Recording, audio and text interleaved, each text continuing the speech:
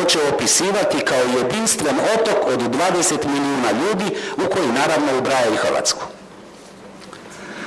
U međuvremenu je pod lažnim nazivom Nova CEFTA osnovana zona slobodne trgovine na takozvanom Zapadnom Balkanu, a nedavno je predsjednik Sabora na sastanku sa šefom srpskog parlamenta u Zagrebu najavio da države članice nove CEFTE moraju dobiti, kako je rekao, parlamentarnu dimenziju. O pogubnim posljedicama vraćanja Hrvatske u balkanske neo-jugoslavenske okvire više se govori u našoj izbornoj deklaraciji koju imate. Reći ću tek toliko da je takvo postupanje hrvatskih vlasti u proteklih 7 godina protuustavno, te da je stranka Jedino Hrvatska i osnovana da bi aktualnim vlastima osporila pravo da pregovaraju i potpisuju ugovore, sporazume i deklaracije koji vode u bilo kakve neo-jugoslavenske zajednice. To bi bio državno-statusni razlog nastanka stranke Jedino Hrvatska. Drugi, gospodarski razlog, posljedica je politike ekonomske kolonizacije Hrvatske od strane zapadnoeuropskih multinacionalnih kompanija koja se vodi posljednjih 7 godina, a sastoji se u bezobzirnoj rasprodaji prirodnih i materijalnih bogatstava naroda. Uz tvrdnju da kapital nema nacionalnosti, aktualne vlasti, kao i parlamentarna oporba, zaključile su da je svejedno tko je vlasnik prirodnih i materijalnih dobara u Hrvatskoj. Sukladno takvim stajalištima odvija se rasprodaja svega što postoji. Tako se dogodilo da je Pliva iz hrvatskih prešla u strane ruke, kao i Telekom, prelazi INA, prešle su banke, hotelska poduzeća, cementare, pivovare itd. To su pravi, opipljivi rezultati politike koja se vodi zadnjih 7 godina. U trgovačkom dijelu sporazuma o stabilizaciji i pridruživanju Hrvatskoj se naravno oduzima i ekonomski suverenitet. Tako se primjerice u članku 55. određuje da Vijeće za stabilizaciju i pridruživanje, u kojem sjede i predstavnici Europskog vijeća i Europske komisije, odlučuje koje privremene korake hrvatska vlada smije poduzeti u sprečavanju gospodarskih kriza, zatim odlučuje o kretanju kapitala, etabliranju stranih poduzeća u Hrvatskoj, pravilima poslova i konkurencije itd.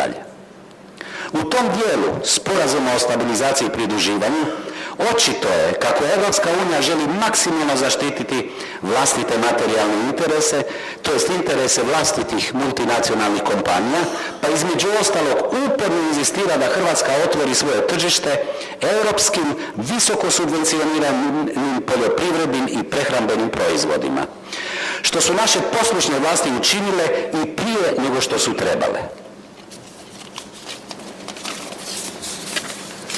Dakle, osim što uvozimo svu tehničku i drugu robu i u razmjeni s Europskom unijom imamo manjak od preko 10 milijardi dolara godišnje, oni traže od nas da uvozimo i njihove poljoprivredne i prehrambene proizvode kojih bi i sami mogli imati u količinama koje mogu prehraniti do 30 milijuna ljudi. Visoko subvencionirani europski poljoprivredni i prehrambeni proizvodi uništavaju i onemogućuju razvoj domaćoj poljoprivredi. Stranka Jedino Hrvatska, premda je duboko svjesna kako Hrvatska civilizacijski i kulturno pripada Europi, u Europskoj uniji vidi neravnopravnu zajednicu država u kojoj političke odluke određuje nekoliko velikih članica, a sve su one zapravo pod utjecajem multinacionalnih kompanija. I europski činovnici, kao i parlamentarci europski, zapravo su lobisti tih kompanija.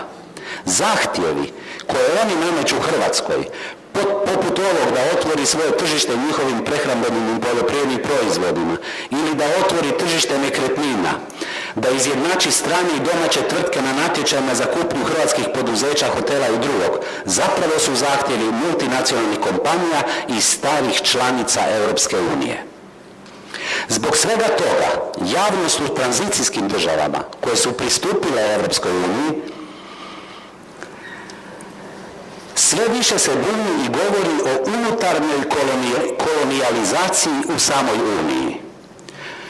Općenito, mi pod nazivom Europska unija vidimo multinacionalne kompanije, a na hrvatske aktualne vlasti gledamo kao na pomagače i posrednike koji tim kompanijama pomažu da ekonomski zavladaju Hrvatskom. Jedan karakterističan primjer. Hrvatska je vlada godine 2002. to je pisalo ovih dana u novinama pa ste možda i čitali, prodala Riječku banku austrijskoj Erste banci iz Graca za 400 milijuna kuna. Već iste 2002. godine banka je odbacila čistu dobit od preko 200 milijuna kuna, a za 5 godina milijardu i 400 milijuna kuna. Dakle, 3,5 puta toliko koliko je plaćena.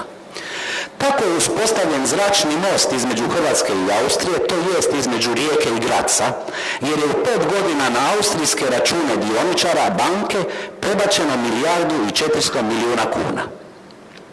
Takvih zračnih mostova iz Hrvatske prema inozemstvu ima bezbroj. A o novcima koji ostaju u zemlji svadit će se sindikati i vlada i određivati kolika će nam biti minimalna plaća, jer kažu svejedno čiji je kapital i čije je vlasništvo.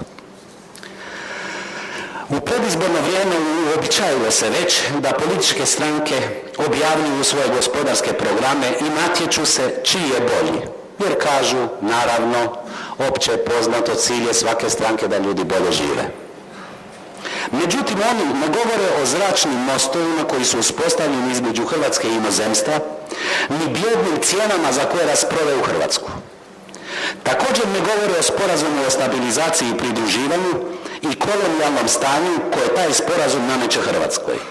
Stoga bi prva točka svakog odgovornog nacionalnog, gospodarskog, a i političkog programa trebala biti točka 124. Sporazuma o stabilizaciji i pridruživanju koja omogućuje raskid tog sporazuma koji bi Hrvatsku oslobodio od balkanskih okvira i gospodarske podčinjenosti. Gospođe i gospodo,